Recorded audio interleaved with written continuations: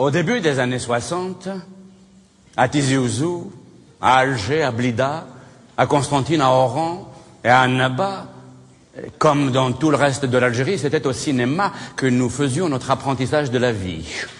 Comment se débrouiller pour se sortir des situations difficiles, comment se venger, comment réussir un hold-up, échapper à la police, résister à un interrogatoire, quel châtiment infliger au traître. Qui a tué Liberty Valance? Qu'est-il arrivé à Baby Jane? Quoi de neuf, Pussycat? Chaque film était une occasion de s'instruire. Mais il y avait parfois des situations qui nous posaient des problèmes insolubles. Par exemple, on allait souvent voir des films d'horreur, très en vogue à l'époque, et dont les titres seuls nous faisaient froid dans le dos. Le cauchemar de Dracula, Dracula, prince des ténèbres, les vampires contre-attaquent. Quand à la sortie du cinéma, vers 11h du soir, on rentrait chez nous, en traversant des rues sombres et désertiques, paniqués à l'idée de voir soudain apparaître les vampires, on savait qu'il nous suffisait qu'on leur montre une gousse d'ail ou une croix pour les faire fuir. Mais le problème, c'est que chez nous, l'ail, ça va, mais la croix, ça ne marche pas. Même les vampires, ils te voient avec ta croix, ils te croient pas.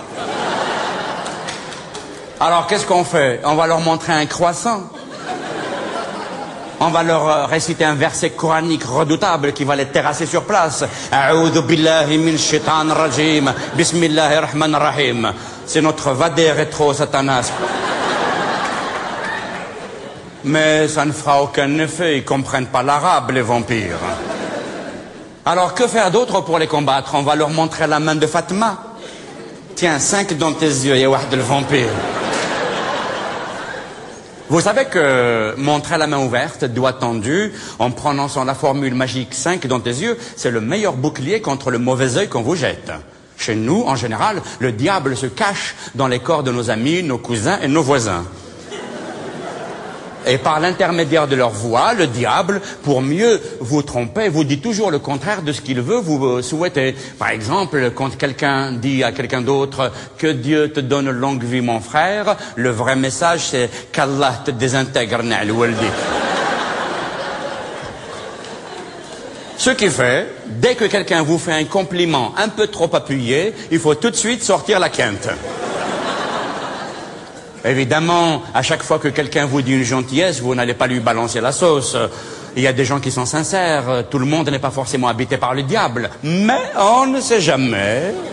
Ce qui fait que par précaution, par prudence, les gens ont inventé un stratagème, une ruse, pour se protéger du mauvais œil, tout en évitant de choquer les amis, les cousins et les voisins. Quand, par exemple, une femme dit à une autre « Oh là là, dis donc Aïcha, qu'est-ce que tu es belle pour ton âge, mais dis-moi, c'est quoi ton secret ?» L'autre, tout de suite, va répondre « Mon secret, c'est que, c'est que moi, je me lève à 5 heures du matin. »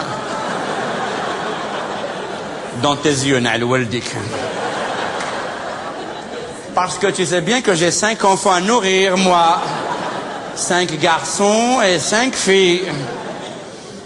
Mais revenons au sujet qui nous intéresse, le cinéma. C'était également là que nous faisions notre éducation sentimentale. On apprenait comment s'habiller pour plaire aux filles, comment les regarder sans fléchir les yeux, comment composer un sourire en coin. Mais comme il n'y avait jamais de filles dans la vie réelle, c'était un investissement pour rien. Ce qui fait que toute notre attention restait focalisée sur les actrices et on tombait amoureux de toutes celles qui passaient à l'écran et après on se faisait notre cinéma à nous dans la tête. On tombait amoureux d'Ava Gardner, on sortait avec Rita Hayworth, on dansait avec Marilyn Monroe et on embrassait Brigitte Bardot. L'ancienne, hein?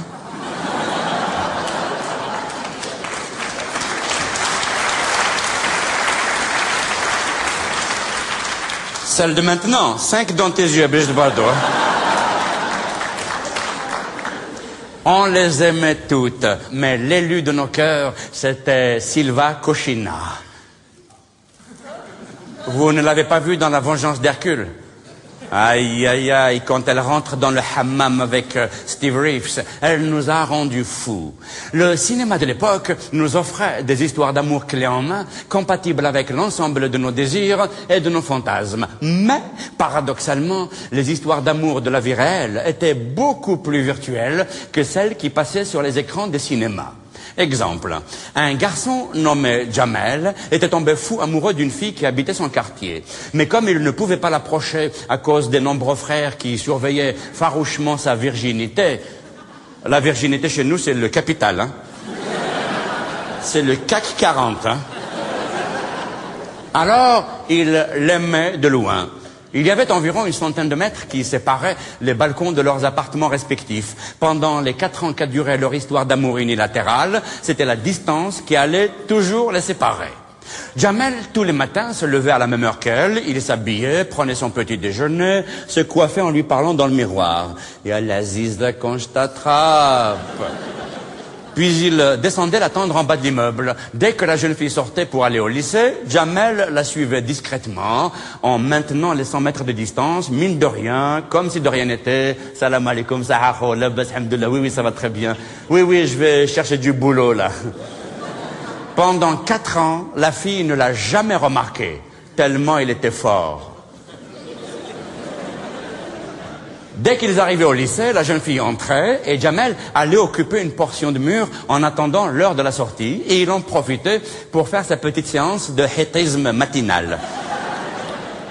Le hétisme en français, l'équivalent ce serait le murisme. C'est la pratique quotidienne du mur. Vous savez que chez nous en Algérie, les murs c'est des centres culturels. C'est cette fameuse philosophie qui permet, grâce à son dos qu'on appuie sur un mur spatio-temporel, d'accéder à de très hauts niveaux de spiritualité transcendantale.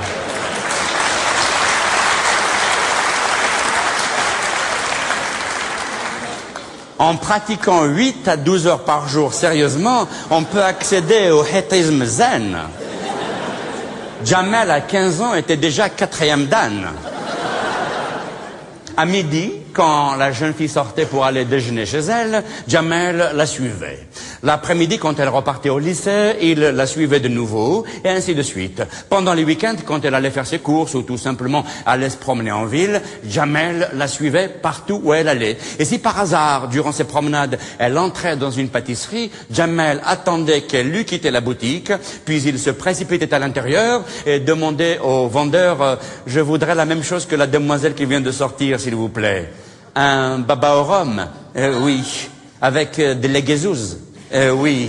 Et oui, parce que le baba au rhum chez vous, il est au rhum. Mais nous, les Algériens, comme on ne peut pas boire d'alcool, le baba au rhum, c'est avec de la limonette guezouz. C'est du baba au rhum halal.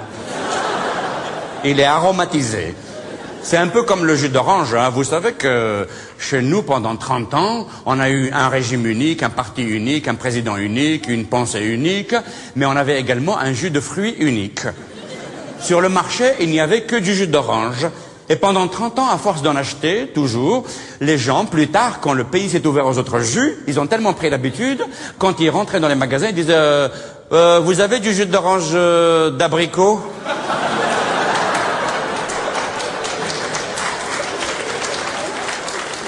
Ah, désolé, nous n'avons que du jus d'orange d'orange.